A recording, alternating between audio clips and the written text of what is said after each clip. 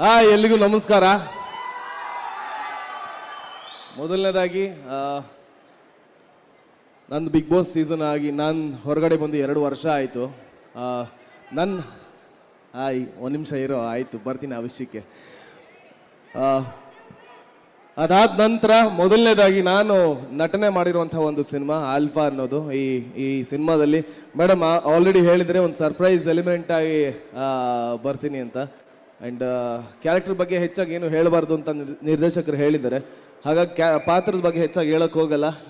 ದಯವಿಟ್ಟು ನಮಸ್ತೆ ದಯವಿಟ್ಟು ಫೆಬ್ರವರಿ 20ನೇ ತಾರೀಕು ಆಲ್ಫಾ ಸಿನಿಮಾವನ್ನು ಥಿಯೇಟ್ರಿಗೆ ಬಂದು ನೀವೆಲ್ಲರೂ ನೋಡಬೇಕು ಅಂತ ನಾನು ಕೇಳ್ಕೊತೀನಿ.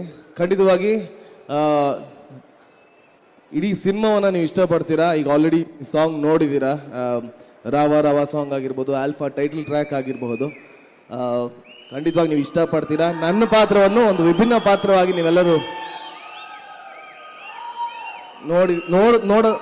ನನ್ನ ವಿಭಿನ್ನವಾಗಿ ನೋಡೋದಕ್ಕೆ ಇಷ್ಟಪಡೋರು ಖಂಡಿತವಾಗ್ಲೂ ಒಂದು ವಿಭಿನ್ನ ಪಾತ್ರದಲ್ಲಿ ನೋಡ್ಬೋದು.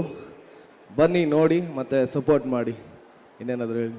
ಕಾರ್ತಿಕ್ ಅವ್ರು ಏನ್ ಗೊತ್ತಾ, ಈಗ ಟೈಟಲ್ ಟ್ರ್ಯಾಕ್ ನೋಡಿದ್ವಿ. ಸಾಮಾನ್ಯವಾಗಿ ಈ ಆಲ್ಫಾ ಮ್ಯಾನ್ ಅಂತ ಹೇಳ್ತೀವಲ್ವಾ, ಅವ್ರ ಬಗ್ಗೆ ಒಂದು ಬೇರೆದಂತ ಒಪಿನಿಯನ್ ಇರುತ್ತೆ. ನೀವು ರಿಯಲ್ ಲೈಫಲ್ಲಿ ಆಲ್ಫಾ ಮ್ಯಾನಾ ಹೇಗೆ ಅಂತ? ನಾನಾ ಮೇಡಮ್ ಅದು ಹೆಂಗೆ ಅಂತಂದ್ರೆ, ನಾವು ಎಲ್ಲೆಲ್ಲ ಆಲ್ಫಾ ಆಗಿರ್ಬೇಕು ಅಲ್ಲೆಲ್ಲ ಆಲ್ಫಾ ಆಗಿರ್ತೀವಿ, ಎಲ್ಲೆಲ್ಲಿ ತಲೆ ಬಗ್ಗಿಸ್ಬೇಕು ಅಲ್ಲೆಲ್ಲ ತಲೆ ಬಗ್ಗಿಸ್ತೀವಿ. ನಿಮ್ಮ ಸಿನಿ ಜರ್ನಿಗೆ ಈ ಪಾತ್ರ ಎಷ್ಟು ಇಂಪಾರ್ಟೆಂಟ್ ಅಂತ ಅನ್ಸುತ್ತೆ ನಿಮಗೆ? ಇದು ಆಕ್ಚುಲಿ ಈ ಪಾತ್ರ ಬಹಳ ವಿಭಿನ್ನವಾಗಿದೆ. ನನಗೆ ಒಂದು ಸರ್ಪ್ರೈಸ್ ಪ್ಯಾಕೇಜ್ ನನಗೆ ಅನ್ನಿಸ್ತು. ನಿರ್ದೇಶಕರು ಮೊದಲನೇ ಬಾರಿ ನನ್ನ ಕರೆದು ಫೋನಲ್ಲೇ ಹೇಳಿದ್ರು, ಒಂದು ಈ ರೀತಿ ಪಾತ್ರ ಇದೆ, ಮಾಡೋಕ್ಕೆ ಇಂಟ್ರೆಸ್ಟ್ ಇದೆಯಾ ಅಂತ ಕೇಳಿದ್ರು. ಸರ್ ಫಸ್ಟ್ ನನಗೆ ಎಕ್ಸ್ಪ್ಲೈನ್ ಮಾಡಿ ನೋಡೋಣ ಅಂತ ಹೋದೆ. ಅದಾದ ನಂತರ ಪಾತ್ರ ಕೇಳಿ ಯೋಚನೆ ಮಾಡಿ ಹೇಳ್ತೀನಿ ಅಂತ ಒಂದು ಸ್ವಲ್ಪ ದಿನ ತಗೊಂಡಿದ್ದುಂಟು. ಅದಾದಮೇಲೆ ನಾನೇ ಮೆಸೇಜ್ ಮಾಡಿ ಹೇಳಿದೆ, ಸರ್ ಇನ್ನೂ ಆಪ್ಷನ್ ಓಪನ್ ಇದೆಯಾ, ನಾನು ಮಾಡ್ಬೋದಾ ಅಂತ. ಯಾಕಂದರೆ ಅಷ್ಟು ದಿನ ನಾನು ಯೋಚನೆ ಮಾಡಿದ ಅಷ್ಟು ದಿನಾನು ಈ ಪಾತ್ರ ನನ್ನನ್ನು ಕಾಡಿದೆ. ಯಾವುದೇ ಒಬ್ಬ ನಟನಿಗೆ ಅವ್ರು ಮಾಡುವಂಥ ಪಾತ್ರ ಅವರಿಗೆ ಕಾಡಬೇಕು.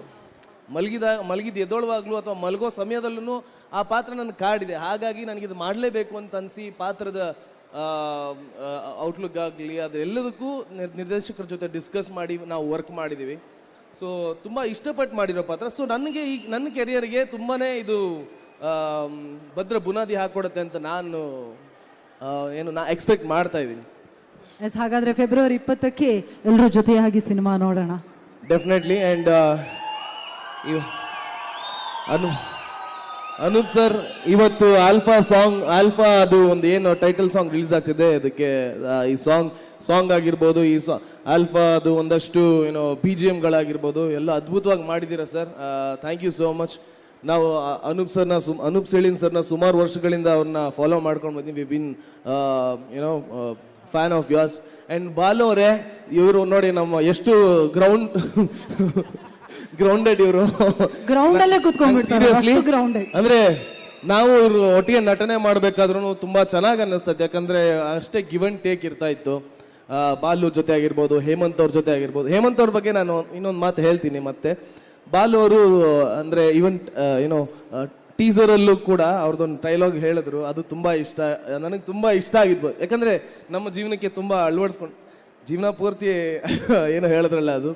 ಸೊ ಅದೇ ರೀತಿ ನಂದೊಂದು ಡೈಲಾಗ್ ಇದೆ, ನಾನು ನೆಕ್ಸ್ಟ್ ಇವೆಂಟ್ ಅಲ್ಲಿ ಹೇಳ್ತೀನಿ. ನಾನು we still have lot of events. And Hemanth ಅವರು ತುಂಬ ಡೆಡಿಕೇಟೆಡ್ ಆಗಿ ಹೇಳ್ದಂಗೆ ನಾನು 6 ಪ್ಯಾಕ್ ಮಾಡಿದ್ದು, ನಾನು ಮೇಂಟೈನ್ ಮಾಡಿದ್ದೀನಿ. We know how difficult it is to maintain body maintain ಮಾಡಿಕೊಂಡು ಸಿನಿಮಾದ ಎಲ್ಲ ಕೆಲಸಗಳಲ್ಲೂ ಇನ್ವಾಲ್ವ್ ಆಗಿ ಒಂದು ಸಿನಿಮಾದ ಹೊರಗಡೆ ತಗೊಂಬರೋವರೆಗೂ ಕಷ್ಟಪಡೋಂಥದ್ದಿದೆಯಲ್ಲ. I appreciate a lot. And ತುಂಬಾ ಎಫರ್ಟ್ಸ್ ಬೇಕು ಅದಕ್ಕೆ. ಮತ್ತು ವಿಜಯ್ ಸರ್ ಬಗ್ಗೆ ನಾನು ಮತ್ತೆ ಇನ್ನೂ ಸಾಕಷ್ಟು ಮಾತಾಡೋದಿದೆ. ನಾನು I not take much of your time. Thank you Vijay sir for the opportunity. ತುಂಬ ತುಂಬ ತುಂಬ ಖುಷಿಯಾಗಿದೆ ಆ್ಯಂಡ್ ತುಂಬ ಕೃತಜ್ಞತಾಗಿದ್ದೀನಿ. ನೀವು ಅಣ್ಣ ಮಾತಾಡ್ಲಾ ಬೇಡವಾ? ಜೈ ಗಿಲ್ಲಿ ಕಣ. ಮತ್ತೆ ಹೀರೋಯಿನ್ ಇಬ್ರು ಕೂಡ ತುಂಬಾ ಚೆನ್ನಾಗಿ ಸಾಂಗಲ್ಲಿ ಕಾಣಿಸ್ಕೊಂಡಿದ್ದಾರೆ, ತುಂಬಾ ಚೆನ್ನಾಗಿ ಆಕ್ಟ್ ಮಾಡಿದ್ದಾರೆ. That's all madam. Thank you. That's so sweet. Thank you so much Karthik Mahesh ಅವರೇ. ಈ ಸಿನಿಮಾದಿಂದ ನಿಮ್ಮ ಸಿನಿ ಜರ್ನಿ ಕೂಡ ಮತ್ತಷ್ಟು ಬ್ಯೂಟಿಫುಲ್ ಆಗಲಿ ಅಂತ ಹೇಳಿ